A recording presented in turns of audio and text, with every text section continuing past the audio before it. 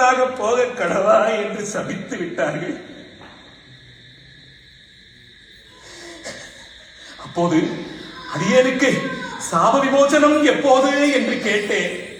தேவாதி தேவர்கள் எல்லாம் இருந்து கொண்டு கார்த்திகை மாதத்து முற்பக்கத்து திரு ஏகாதசி நாளிலே மகேந்திரகிரி பர்வத சாயை சிந்து நதி தீரம் ஒரு புறமாக வைகுந்த வடநாட்டிலே குருங்காபுரி கஷேத்திரத்தில் சுவாமி அழகிய நம்பியை பாட சண்டாள பாடுவான் ஒருவன் வருவான், அவனாலே உனக்கு சாப விமோசனம் என்று அருளி செய்தார்கள் ஐயா.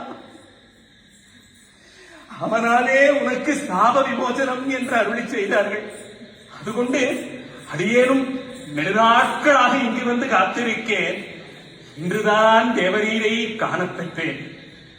வாரீர் பாகவத தேசிகரே, உன் குடிக்கும் கோத்திரத்திற்கும் புண்ணியமாக அடியேன் பேரில் பட்சம் வைத்து சுவாமி அழகிய நம்பி கிருபா கடாட்சமாக சுவாமியை பாடின பலத்தில் 4 ஒரு பங்கு ஆகிலும் கிஞ்சித்து மாத்திரம் ஆகிலும் எள்ளளவாகிலும் தந்து அடியேனை ஈடேற்றும் ஐயா பாகவத தேசிகரே, அடியேனை ஈடேற்றும் ஐயா பாகவத தேசிகரே, அடியேனை ஈடேற்றும் ஐயா பாகவத தேசிகரே.